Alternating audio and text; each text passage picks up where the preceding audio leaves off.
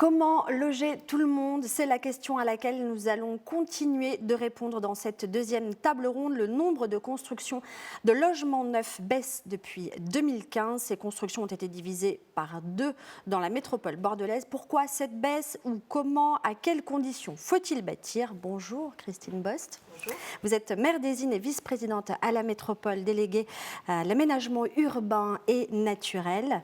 Maxime Trida, bonjour. Vous êtes responsable commercial chez Aquitaine Terrain à Bâtir et membre de l'UNIS, l'Union des syndicats de l'immobilier. Et puis Frédéric Lévigny, on vous a déjà entendu tout à l'heure sur une précédente table ronde. Vous présidez la FNAIM Gironde, qui représente donc les professionnels de l'immobilier. Alors selon le cabinet Adéquation, il faut construire entre 7 et 10 000 logements neufs par an dans la métropole. Il y en aurait eu moins de 5 000 en 2020. Christine Bost, comment est-ce que vous expliquez ce manque de construction actuellement ? Et y a-t-il un manque déjà ? D'abord, au niveau des chiffres, la métropole s'est accordée sur un plan local de l'habitat, un PLH, qui fixe des objectifs en termes de construction de logements et y compris en termes de construction de logements sociaux, qui est fixé à 7 500 logements par an. Donc, quand on regarde les permis de construire accordés sur les 5-6 dernières années, déjà prenons l'année 2021, on a accordé sur l'ensemble du territoire de la métropole 7 600 et quelques logements. Donc, on est dans nos objectifs du PLH. L'année précédente, c'était aux alentours de 7 200. Mais si on compare aux années 2018 et 2019, effectivement, on peut considérer qu'il y a un ralentissement. Parce qu'en 2018, on a accordé 12 000 permis de construire. Donc, c'était des années extrêmement fastes pour la promotion immobilière. Mais aujourd'hui, en fait, on est revenu juste dans le cadre de notre plan local de l'habitat. La question que vous posez, c'est faut-il construire ? Bien sûr qu'il faut construire. Il faut construire parce qu'on a des demandes, on a des besoins, et y compris de logements sociaux. On a aujourd'hui en stock 40 000 demandes de logements sociaux. Donc ça veut dire qu'il y a quand même beaucoup de familles qui ont des besoins importants, qui veulent muter aussi, qui veulent changer de logement parce que la famille s'agrandit, ou au contraire parce que la famille diminue, les enfants s'en vont. Donc on a besoin d'adapter son logement à ses besoins. Donc la dynamique de construction, elle est importante pour conserver aussi notre attractivité, mais peut-être pas au même rythme que l'on a connu dans les années 2018 et 2019, où on était à 12 000, 9 000 permis accordés. Ce rythme-là, ces permis accordés en 2018-2019, ils sont construits aujourd'hui. Accordés un peu trop facilement à l'époque ? Ce n'est pas à moi de juger s'ils ont été accordés facilement. Je dis juste que nous, derrière, en tant que maire, on a aussi à absorber ces populations, à faire en sorte de leur offrir les services publics dont ils ont besoin. Donc tout ça, c'est un rythme, au rythme de construction, au rythme de la promotion immobilière. Derrière, il faut que nous, et les élus locaux, on assure notre rôle de producteur de services publics. Et oui, c'est ça, c'est que le logement, quand on parle de logement, on parle de loger les gens. Il faut aussi accueillir les enfants dans les écoles, dans les crèches. Et il faut aussi que l'emploi, les activités économiques suivent ce même rythme. Donc tout ça ne se fait pas aussi facilement. Et puis si on ajoute dans l'équation la santé financière des collectivités, les inquiétudes que chacun de nous peut avoir sur nos finances publiques aujourd'hui, demain et après-demain, la prudence est de mise. Maxime Trida, j'ai l'impression que vous souhaitiez réagir quand les chiffres ont été énoncés tout à l'heure. Alors en fait, en réalité, donc là où vous nous avez donné des chiffres par rapport au nombre de permis de construire accordés, c'est vrai que le pouvoir du maire, en fait. Tout à fait. Après, c'est vrai que d'un autre côté, il y a les permis de construire accordés qui sont une chose. La construction de logements neufs, c'est pas exactement corrélé parce qu'il y a eu En construction de logements neufs, en comparaison, et ça n'a pas forcément été un impact dû à la crise sanitaire. En 2017, il y avait 5700 logements neufs qui avaient été construits sur Bordeaux Métropole. Il y en a 2500 qui l'ont été en 2020, logements neufs construits. Donc c'est pour ça qu'il n'y a pas toujours un logement neuf derrière chaque permis de construire. Ouais. Oui, c'est-à-dire qu'il y a aussi de la rénovation, de la réhabilitation. Et d'autres permis qui sont aussi des permis de construire, qui sont délivrés pour des logements qui existent déjà, mais qui n'aboutissent pas nécessairement à une création de logements, en fait, en réalité. Oui, simplement à agrandir, en fait. Voilà, tout à fait, par exemple. Okay. Comment est-ce que vous vous positionnez aujourd'hui? Alors, j'ai vu que vous alliez organiser avec la préfecture, les maires de la métropole, au printemps, une conférence sur la création de logements sociaux. Il y a une urgence réelle aujourd'hui, vous le disiez, les chiffres sont importants. Comment est-ce que vous souhaitez vous organiser, vous mettre en marche là-dessus? Je pense qu'il faut que chacune des communes se positionne et avec des données, enfin avec des objectifs chiffrés. Il faut aussi qu'on travaille avec les services de l'État sur des enjeux qui sont extrêmement importants, qui sont ceux de comment on accompagne les bailleurs sociaux à produire du logement, parce qu'ils ont été un petit peu malmenés sur ces dernières années. Il faut regarder les interventions du président de la Fondation Abbé Pierre qui explique que le logement social sur les 15 dernières années, les bailleurs sociaux, pas les 15 dernières années, sur les 5 dernières années, les bailleurs sociaux auront contribué à une réduction de plus de 15 milliards d'euros de leur capacité d'investir. Donc ce sont leurs fonds propres qui ont été prélevés, qui leur ont empêché d'agir sur les acquisitions foncières, d'agir sur la production peut-être un peu plus rapide, surtout dans les zones tendues comme les nôtres. Donc il faut qu'on travaille sur les enjeux fonciers. Comment on arrête aussi... il s'agit aussi de repérer... Il s'agit de repérer, il s'agit de ralentir aussi les coûts d'acquisition, parce qu'on assiste sur la place métropolitaine à... c'est normal, hein, une course entre les promoteurs, dans laquelle les bailleurs sont aussi enrôlés, parce que la croissance du foncier, elle est pour tout le monde, hein, également pour les acteurs des activités économiques. Donc il faut être très vigilant sur ce que l'on fait. On a un établissement public foncier, on a la force de frappe de la métropole pour faire des réserves foncières, faire des préemptions lorsque c'est nécessaire. On a les opérations d'aménagement qui permettent aussi, dans le cadre de déclaration d'utilité publique, de faire des acquisitions de foncier. Et alors, est-ce que dans les constructions à venir, vous allez souhaiter qu'il y ait une part plus importante accordée aux logements sociaux sur les opérations d'aménagement, les grandes opérations? Il le faudra, parce que c'est déjà ce que l'on fait. Mais est-ce que vous allez pousser le curseur encore plus loin? C'est-à-dire après, on regardera opération par opération. Il y a les grandes opérations que tout le monde connaît, Euratlantique, Brazza, Niel, etc. Toutes les opérations qui sont portées par la FAB, il y en a une grosse dizaine.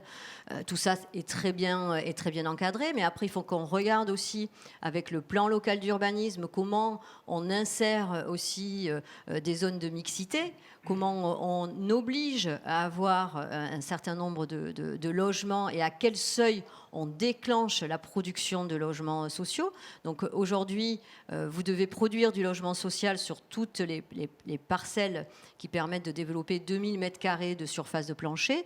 Demain, dans la modification du PLU, on est en train de vouloir descendre ce niveau de déclenchement à 1000 m². C'est-à-dire qu'à partir de 1000 m², l'obligation de production de logements sociaux sera là et s'imposera aux porteurs de projets.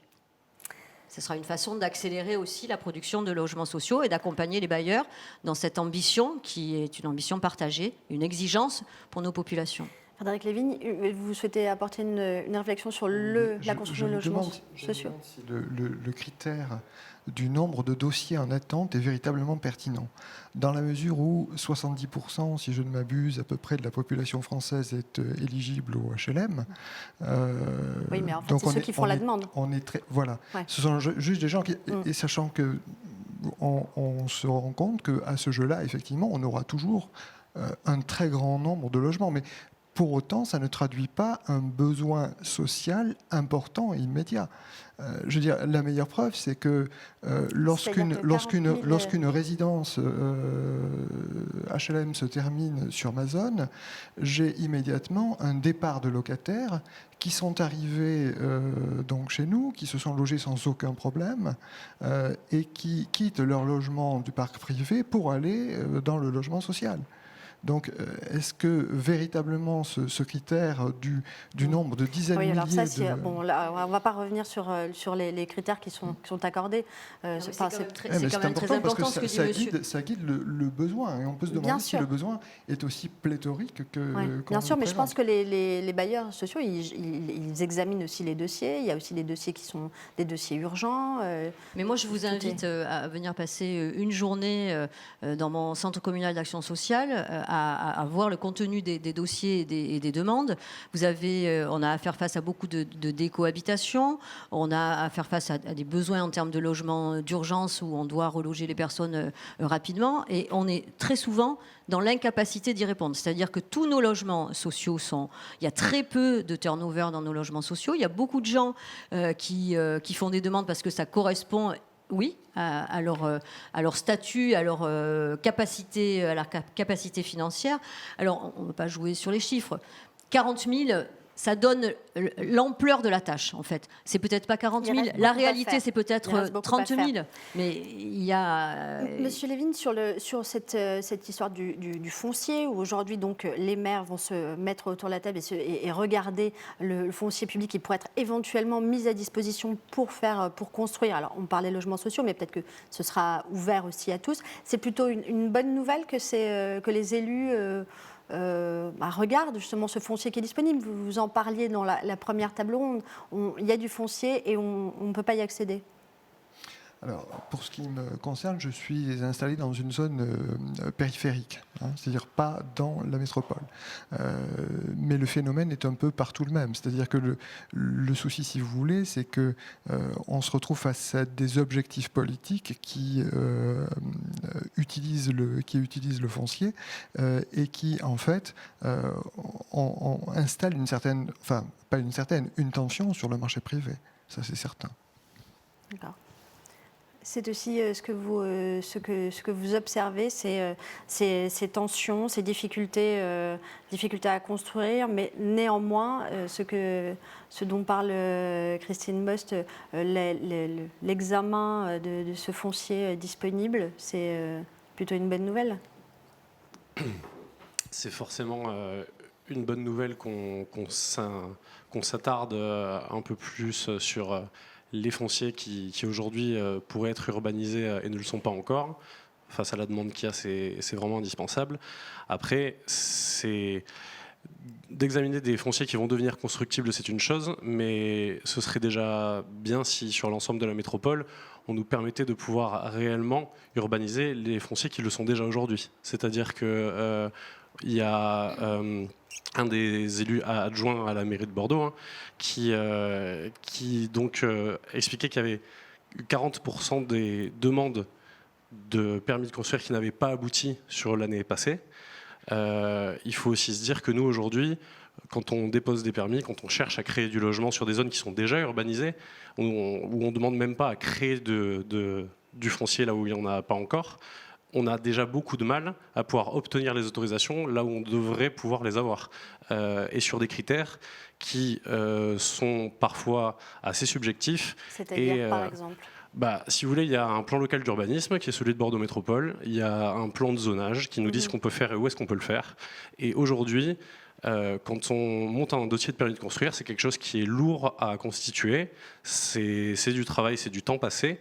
Et quand certains dossiers ne peuvent pas aboutir alors qu'on respecte l'ensemble des règles qui sont inscrites dans le plan local d'urbanisme, mais simplement parce qu'effectivement, à cet endroit précis où sur cette partie du territoire-là, ce n'est pas exactement la vision de développement en termes d'urbanisme qui est souhaitée par les élus en présence ou les responsables d'urbanisme. Tout de suite répondre à Christine Bost, parce que c'est son rôle justement d'avoir, je pense, une vision globale sur ce qui est proposé. C'est très intéressant ce qui est dit là, parce que en fait, vous êtes complètement dans le droit, c'est-à-dire l'application du plan local urbanisme tel qu'il a été défini il y a quelques années. Il faut qu'on arrive à travailler ensemble de façon plus constructive, j'ai envie de dire. Juste une question. Par exemple, quand un permis est refusé, comment est-ce que... J'imagine que c'est toujours motivé quand même. Bien sûr, c'est toujours motivé, mais je voudrais que les acteurs de la promotion comprennent que voilà, on ne joue pas les uns contre les autres, on joue les uns avec les autres. Vous avez des objectifs d'entreprise. Votre objet, c'est la production de logements. Nous, notre objet, c'est la production de la ville, et c'est faire vivre la ville du mieux possible et que nos habitants se sentent bien dans notre ville. Vous, c'est que les acheteurs, les locataires se sentent bien dans leur logement. Que les gens qui nous contactent et qui sont à la recherche d'un logement puissent en trouver un. Tout à fait. Dans ce point de vue-là, on cherche à atteindre les mêmes objectifs. Vous, c'est pas du tout blessant de ma part, mais vous êtes de passage. Nous ou ceux qui nous succèdent, restent et gèrent le fonctionnement d'une ville, le fonctionnement d'un quartier. Ce qu'il faut comprendre, c'est que nous, on a besoin, c'est ce que je disais tout à l'heure, de faire en sorte que les gens qui arrivent ne viennent pas en opposition avec les gens qui sont déjà là, que nous, on puisse leur fournir l'ensemble des services dont ils ont besoin. Et parfois, ces choses-là, elles prennent un peu de temps. Donc, à un endroit précis où le permis de construire ne nous a pas été accepté parce qu'on aurait préféré soit temporiser un peu, soit produire un peu moins sur cette parcelle, ne pas densifier au maximum de ce que prévoit le PLU. C'est peut-être parce que quelques années avant, il y a un programme qui a été livré. Il faut laisser le temps au territoire de l'absorber, à l'environnement de l'absorber, et après de repartir sur de nouvelles productions. Quand on crée un PLU, on le crée pour 10 ans, 15 ans. Donc on le crée sur un temps quand même relativement long. Il va être opérant pendant une quinzaine d'années, peut-être même plus. Donc il faut accepter de comprendre que tout ne peut pas arriver d'un coup. Et quand je donnais les chiffres tout à l'heure de nombre de permis de construire, de 12 000 permis en 2018, il faut se rendre compte que c'est quand même considérable.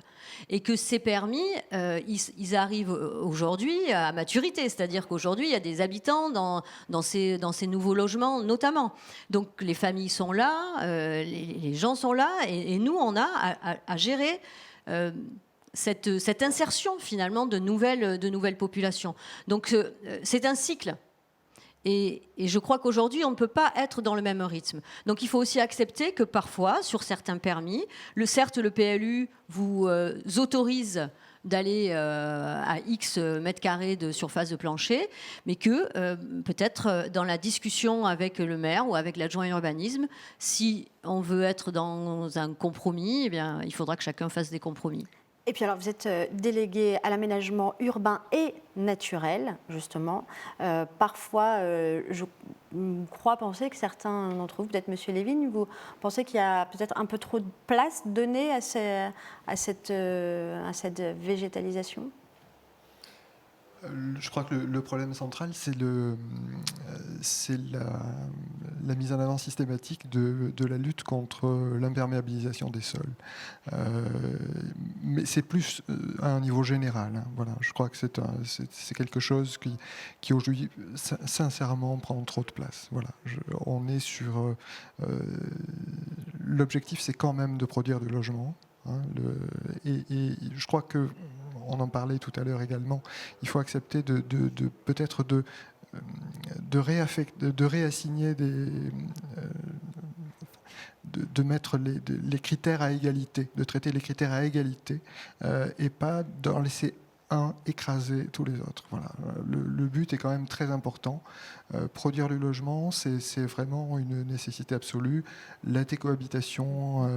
Mais le fait de ne pas le faire à tout prix et de justement prendre le temps ça fait envisager la construction différemment quand même, de se dire il faut prendre le temps que les choses s'installent, que le quartier se crée, il faut proposer des services, c'est créer une vie aussi. Donc vous l'entendez ça? Oui, parce que là on parle on parle vraiment de la ville, hein, mais moi je vous parlais sur un plan plus général. Voilà. En règle générale, ces critères sont en train de devenir trop importants par rapport aux autres et ils vont vraiment créer des effets néfastes. C'est-à-dire les critères de zéro artificialisation, de limitation. Et ces critères sont, à mon avis, ont pris trop de place aujourd'hui. Ils sont importants. Il faut accepter de les traiter, mais peut-être laisser d'autres critères aussi. Voilà. Aujourd'hui, il y a vraiment un corset qui s'est mis en place et la production de logement est vraiment en train d'être... Le marché du logement en général est en train d'être corseté par toute une série d'éléments et je pense qu'on arrive à des phénomènes qui en plus sont contre-productifs. Quand vous empêchez quelqu'un d'investir à Bordeaux, puis en première couronne, et qu'ensuite vous vous rendez compte qu'il est à Blaye, parce que ce sont des gens qui veulent vraiment accéder à la propriété, est-ce qu'on a vraiment amélioré leur bilan carbone ? Oui, alors, en effet, il y a cette question, et c'est vrai que quand la nouvelle mairie de Bordeaux a été mise en place, il y a eu ces termes, ces expressions de on va arrêter cette frénésie de construction, on va mettre un stop, une pause sur les programmes en cours. Est-ce qu'un an et demi après, en effet, est-ce que du coup on n'a pas un déficit de logements à proposer ? Non, je ne crois pas. Il faut comprendre une chose. Quand une nouvelle municipalité arrive dans une ville, qui plus est quand c'est une ville aussi importante que celle de Bordeaux, dans laquelle de gros projets ont été lancés, à l'échelle de la métropole, quand même, on a là dans les cartons, dans toutes les opérations d'aménagement, à peu près 25 000 logements qui vont être produits dans les années à venir. C'est quand même... relativement conséquent. Moi, je trouve qu'il est normal qu'un nouvel exécutif demande à avoir un petit temps de pause, d'observation, de réflexion pour réorienter un certain nombre de projets. Prenons l'exemple de Bastide-Niel, c'est l'exemple typique. Bastide-Niel, aujourd'hui, le résultat de la réflexion, ça va être une production de 1000 logements supplémentaires pour du logement en accession sociale, pour du logement locatif social et du logement libre. Et plus de végétalisation. Et plus de végétalisation. Donc, je pense que ça valait le coup d'attendre un petit peu, de poser une réflexion et de repartir sur des bases un peu différentes. Je suis évidemment pas complètement d'accord avec ce que vous dites sur la question du zéro artificialisation. Elle nous pose problème, elle vous pose problème, elle nous pose question aussi. Mais je crois qu'elle doit, au contraire, il faut prendre les choses de façon positive et nous réinterroger sur la manière dont on produit du logement et la manière dont nous, on produit de la ville. Parce que nos destins sont quand même un peu liés. Et je crois que c'est très important de pouvoir se réinterroger, de pouvoir travailler sur les aspects qualitatifs des logements et des aspects qualitatifs des quartiers et de la ville. C'est ça aussi la question qui nous est posée. Et puis c'est une question environnementale dont on ne peut pas s'extraire. Non, voilà. Que je recherche justement les futurs locataires, les gens qui cherchent un logement dans ces appartements neufs qui leur sont proposés? Est-ce qu'ils ont des critères Alors on peut parler de recherche de logement en général, oui. Peut-être. La recherche reine, c'est la monopropriété, hein, c'est-à-dire être propriétaire d'une maison avec un petit bout de jardin. Je crois que c'est ce dont rêve tout le monde, hein, que ce soit à la ville ou à la campagne. Ça, il faut... Est-ce que c'est réaliste? Est-ce que ça vous semble réaliste aujourd'hui de se dire on va essayer de proposer dans un pays comme la France qui dispose d'un foncier colossal, ça ne me paraît pas aberrant. D'accord, donc il faut selon vous, là encore si on resitue sur la métropole bordelaise, viser sur des immeubles, c'est pas une... Il faut respecter tous les modèles, je crois. Ça va dans le sens de ce que je vous disais tout à l'heure, c'est-à-dire il ne faut pas considérer qu'un modèle serait vertueux et les autres ne le seraient pas. Voilà. Il il faut accepter un développement pluriel, que ce soit à la ville, à la campagne, etc. Et chaque fois avec de la modération. Voilà. Effectivement, dans certains quartiers, il faudra probablement davantage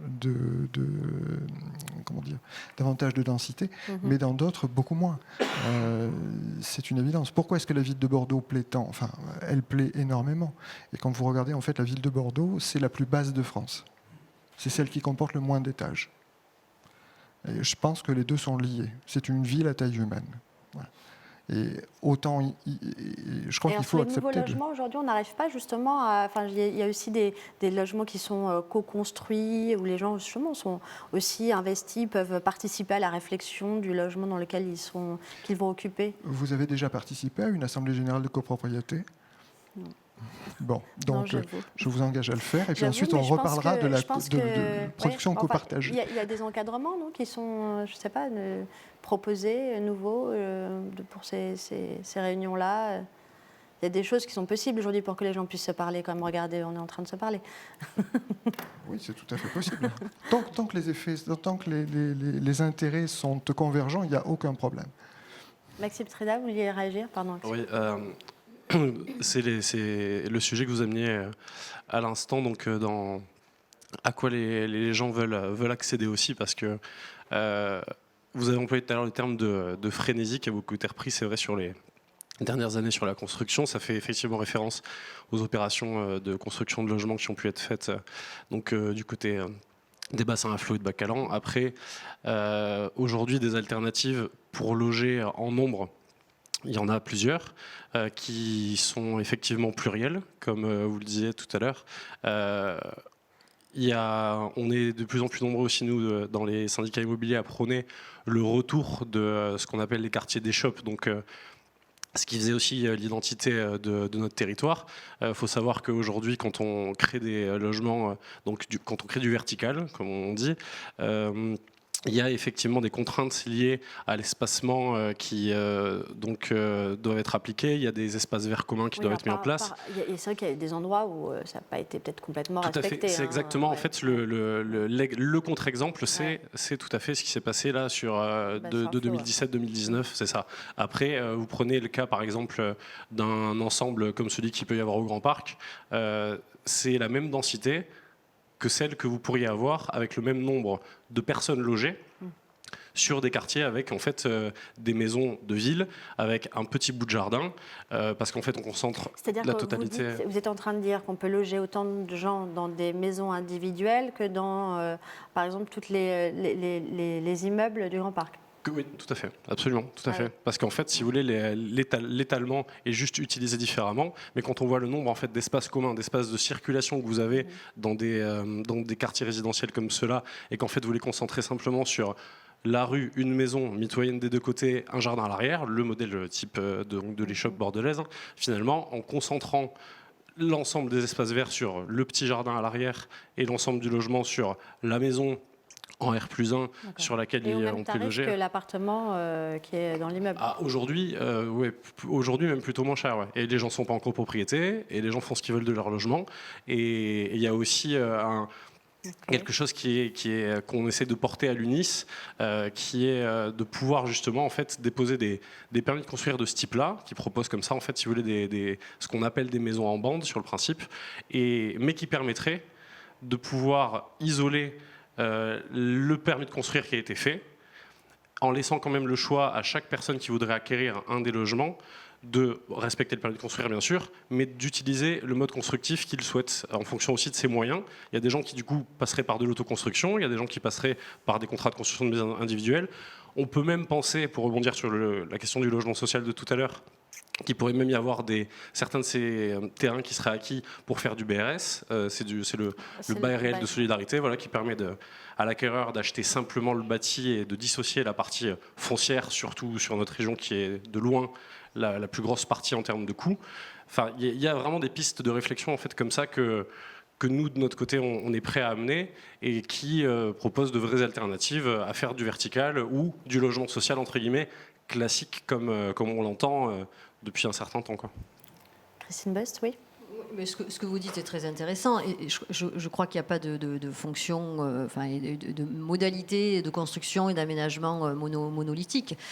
Sur certains endroits, il faut accepter une densité et de la verticalité. À d'autres, effectivement, le tissu d'échoppe, donc la maison en bande peut très bien correspondre. La ville, elle se construit de différentes manières. Ce qui est extrêmement important, c'est de respecter le fonctionnement d'un quartier, le fonctionnement d'une rue, et de ne pas venir brutaliser l'existant. Je crois que c'est majeur dans la façon de faire la ville. Et mea culpa, parce que quand on a fait le PLU, je crois que c'était en 2006,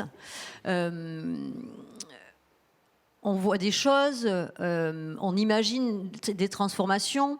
Finalement, 10 ans, 15 ans plus tard, ces transformations ne se sont pas faites exactement de la même manière.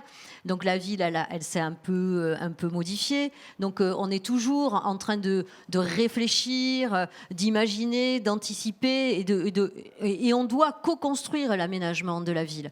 Donc c'est très important de s'adapter aux mutations finalement et de faire bouger les choses. Ce qui est acceptable aujourd'hui ne le sera peut-être pas demain, enfin plutôt l'inverse d'ailleurs. Ce qui n'est pas acceptable aujourd'hui le sera peut-être demain. Il faut prendre le temps. Merci beaucoup d'avoir échangé sur cette importante problématique. Dans notre prochaine table ronde, nous parlerons des nouveaux Eldorado en Gironde. Quelles sont les communes où nous avons tous envie de vivre? Des débats à suivre sur sudouest.fr.